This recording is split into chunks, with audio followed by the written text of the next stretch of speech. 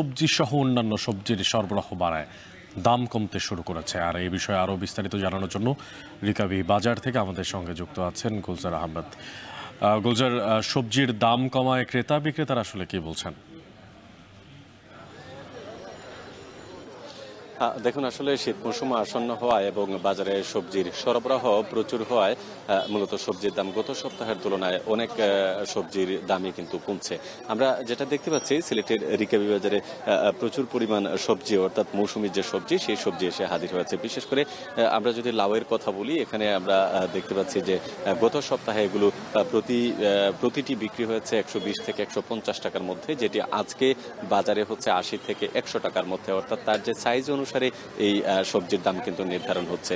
একইভাবে যে অন্যান্য সবজি, বিশেষ করে বেগুন, টমেটো, কেরেলা, ফুলকপি, বাঁধাকপি, শিম এবং লেবু সহ অন্যান্য যে সকল সবজিগুলো রয়েছে, সেগুলো যথেষ্ট পরিমাণ রয়েছে এবং একদম তরতাজা সবজি।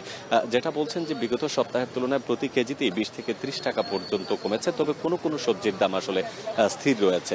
একটু ঊর্ধ্বমুখী আছে ফুলকপি এবং বাঁধাকপি যেটি আছে। ফুলকপি যেহেতু নতুন বাজারে আসছে, সুতরাং এখানে কেজি বিক্রি হচ্ছে 110 টাকা দরে, যেটি অন্যান্য বাজারের তুলনায় প্রায় সমান আশপাশে দামে কিন্তু 110 থেকে 120 টাকার মধ্যেই বাজারে বিক্রি হচ্ছে। একইভাবে আসলে শিমের দামটা কিছুটা কমেছে। শিমের দাম গত সপ্তাহ 80 থেকে 90 টাকার মধ্যেও বিক্রি হলে এই সপ্তাহে সেটি 60 টাকাতে নেমে আসছে। এবং এছাড়া মূলা এবং বেগুন, বিভিন্ন ধরনের বেগুন রয়েছে, সেই বেগুনগুলো কিন্তু বাজারে কমেছে।